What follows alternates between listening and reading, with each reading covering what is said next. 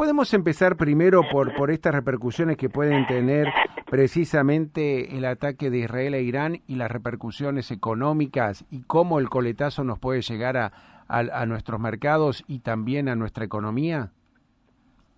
Bueno, a ver, separemos dos temas. Por un lado, siempre un conflicto bélico es para lamentar, porque se lleva seguramente vidas humanas, sufrimiento, ansiedad, incertidumbre de quienes lo padecen, ¿no? O sea que nadie puede festejar semejante atrocidad. Si por un momento pudiéramos corrernos de ese lugar y evaluar solamente lo económico, te diría, bueno, hoy el petróleo subió un 8%, las acciones de YPF y de Vista también, es decir, para un país que tiene Vaca Muerta como uno de los principales pilares del desarrollo económico actual y futuro por varias décadas, la recomposición del precio del petróleo después de algunos meses de incertidumbre por la batalla arancelaria de Trump y de China, es una buena noticia económica, no vuelvo a repetir en el contexto de gente que la pasa mal y que sufre, pero para nosotros una recomposición del precio del petróleo como de los commodities en general, creo que esto también va a terminar repercutiendo en el precio de la soja y de los cereales en general, es algo bueno. Y llegando ya a la economía regional, Antonio, y esto de la inflación, era lo que se estaba también teniendo en cuenta, lo tenía en cuenta el gobierno nacional. De hecho, el presidente a la distancia felicitó a su ministro Caputo, ¿no?, como el mejor ministro que hay.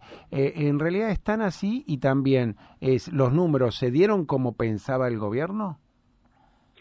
Bueno, yo te diría que había un consenso mayoritario en los sectores que se dedican a estimar las variables macroeconómicos, que la inflación iba a estar alrededor del 2%. Yo el 10 de mayo observé una desaceleración muy fuerte de los precios, sobre todo de alimentos, pero muy, muy sensible, y dije, para mí va a estar por debajo del 2%, preanuncié un 1,8%. Cuando vi la inflación de Cava en 1,6 me di cuenta que me había quedado corto con la reducción, porque Cava tiene una ponderación más alta de servicios que la general del INDEC, por lo tanto, como los servicios habían subido más que los alimentos, intuí que inmediatamente que el INDEC ayer iba a ser todavía menor que la de Cava, lo cual efectivamente pasó y fue del 1,5%. Ese es un dato buenísimo en un país que viene luchando hace décadas por estabilizar y por bajar la inflación y la nominalidad que nos mata a todos, pero yo te diría el dato más importante de la difusión de ayer del INDEC fue el de la suba de la canasta básica de alimentos, que dio negativo 0,4%, es decir, que bajó. ¿Y por qué digo que es el dato más importante? Bueno, porque es el que mide exactamente el nivel de la indigencia y el que tiene un impacto importante en la medición de la pobreza. La pobreza se mide con la canasta básica total, que aumentó solo 0,4%.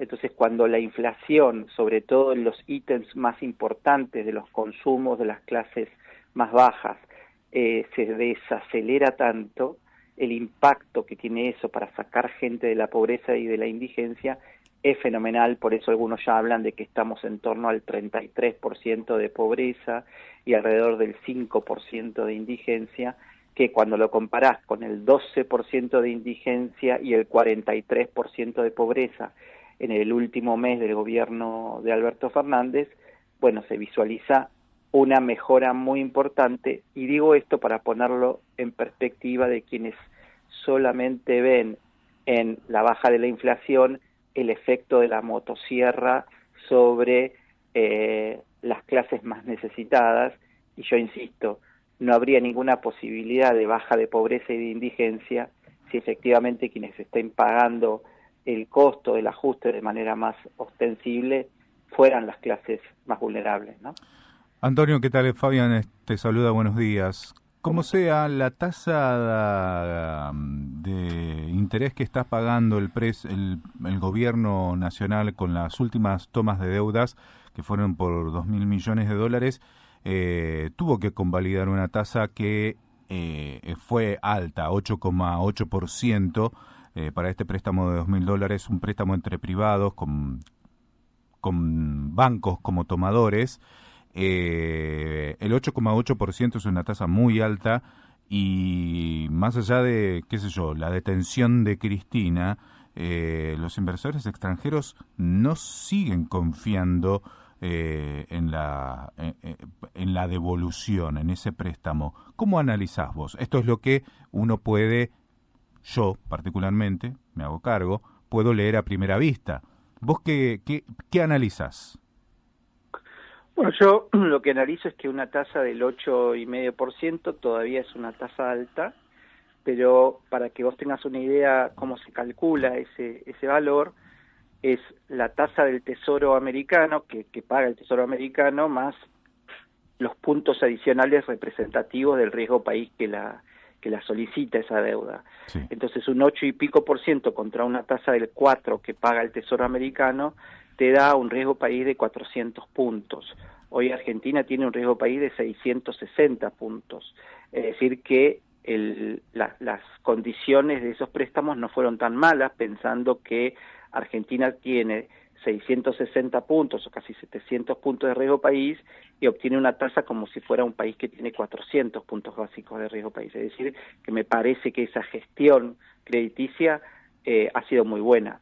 Ahora, cuando uno se pone a pensar cuál es la salud macroeconómica que tiene la Argentina en términos de su disciplina fiscal, probablemente es una de las más saludables del mundo, además de tener un presidente que es el principal defensor de esa disciplina fiscal, lo cual no pasa prácticamente en ninguna parte del mundo.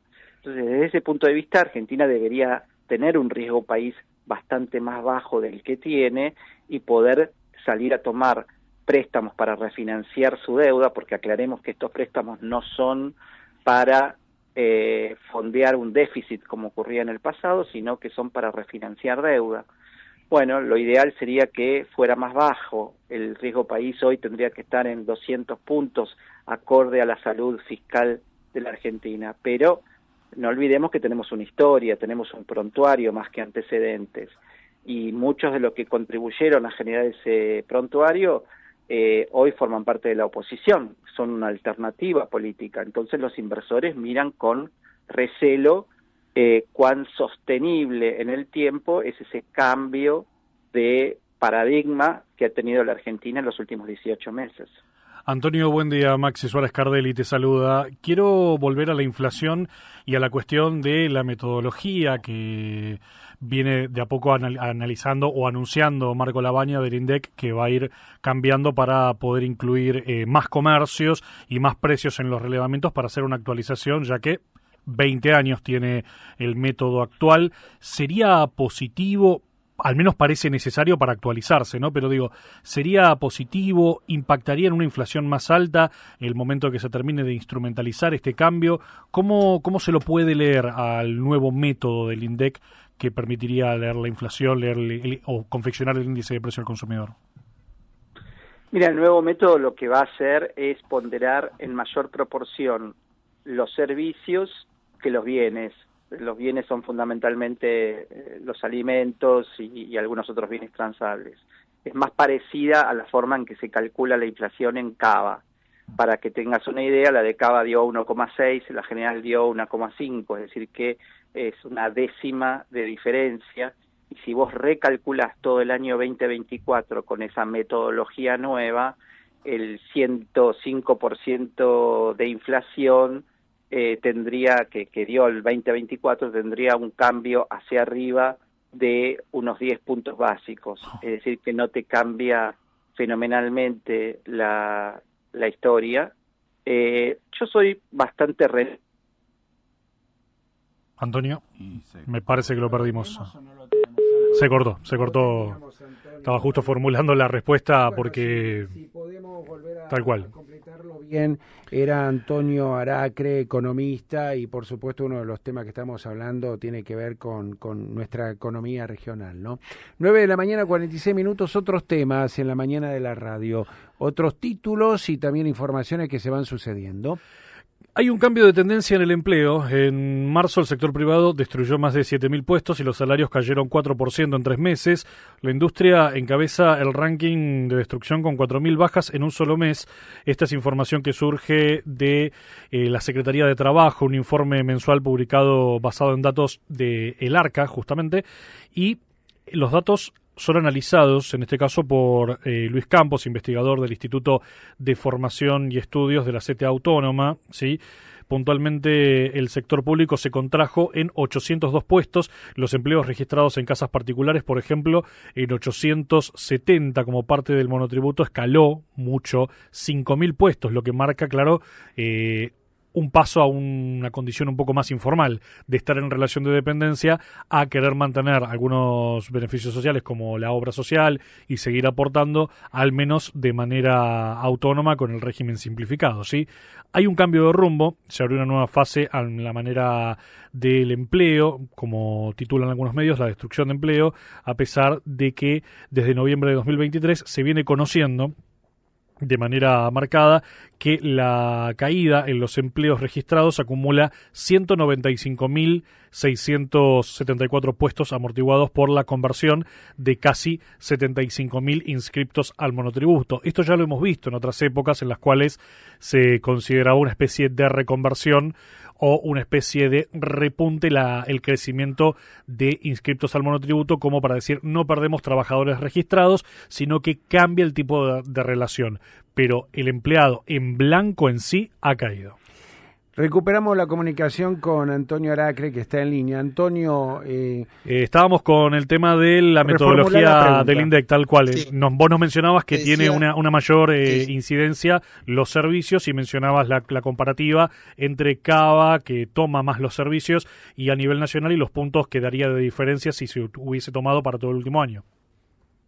Sí, te decía que desde el punto de vista académico, la estadística es una ciencia y yo soy muy renuente a los cambios en las metodologías estadísticas porque uno de los principales valores que agrega la estadística es la comparabilidad en el tiempo. Cuando vos alterás una metodología, perdés esa línea, esa tendencia y esa comparabilidad.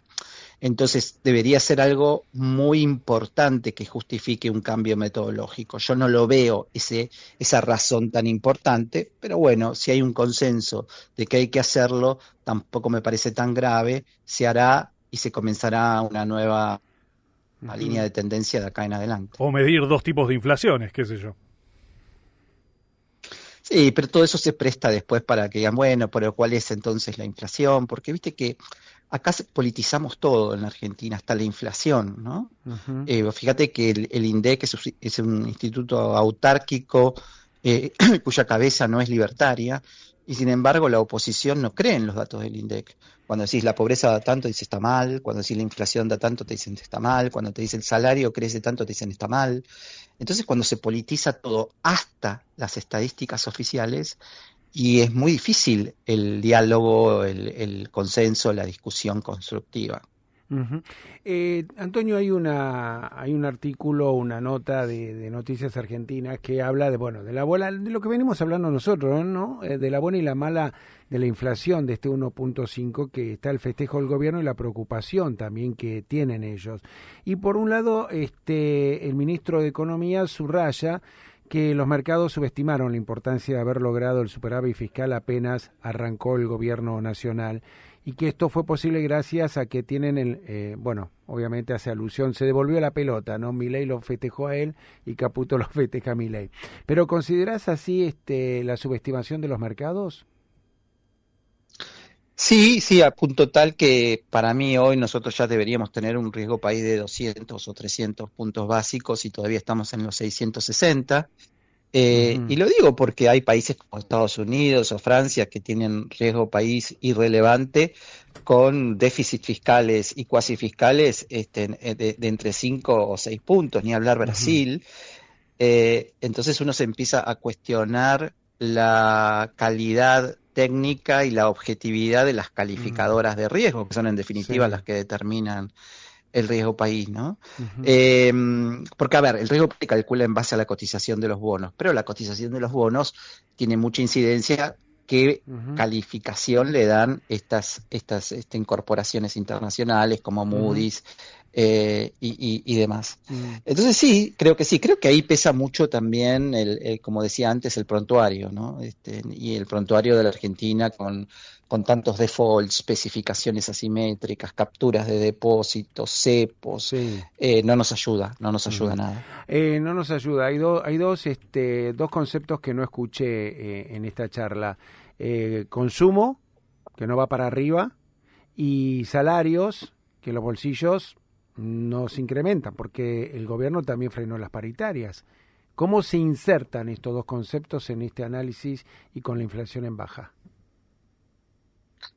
Bueno, empecemos por el consumo. El consumo hay que redefinirlo, es decir, si vas a comparar el consumo con el año 22 y 23, donde existía disforia del peso y la gente salía corriendo cuando recibía su salario a gastarlo en lo que fuera, bueno, evidentemente no vamos a volver a esos hábitos de consumo de tener 3 botellas de aceite en la alacena, porque no es ni necesario, ni conveniente, ni eficiente hacerlo.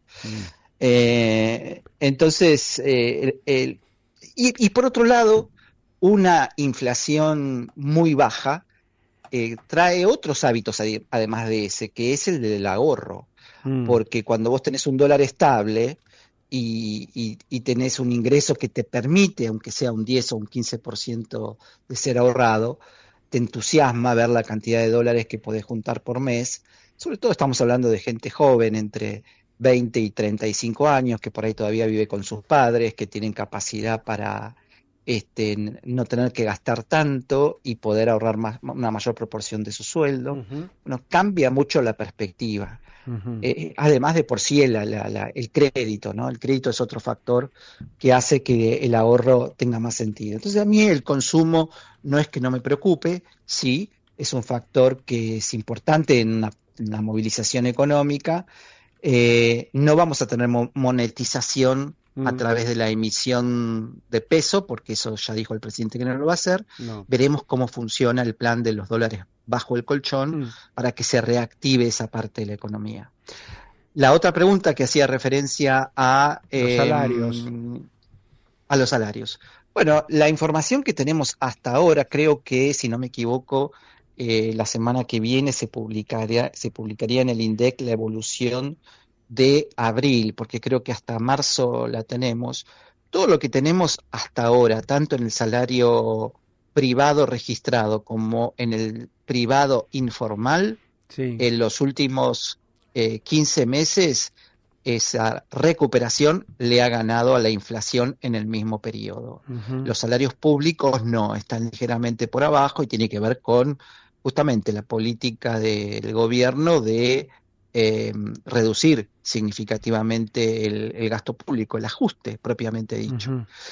Es posible que tengas razón de que en abril y mayo se haya producido un deterioro respecto de esa recuperación, porque las paritarias que miran la inflación hacia adelante aflojaron bastante los valores y se están negociando en el orden del 1,5% o incluso a veces hasta menos, el 1% mensual. Y y marzo y abril fueron meses de inflación relativamente alta por toda la incidencia de la expectativa negativa que se generó alrededor de la salida del cepo y los riesgos de que el dólar se vaya a 1.400, que generaron una inflación del 3,7% en marzo y del 2,8% en abril. Es posible que ahí haya habido algún retroceso y algún deterioro. Bueno, la economía tendrá que seguir ganando competitividad para que se pueda traducir en mejoras del salario real, sin duda. Es un pendiente que tiene el plan económico hacia adelante. Antonio Aracre, te agradecemos enormemente. Muy buen fin de semana. Bueno, muchas gracias a ustedes también,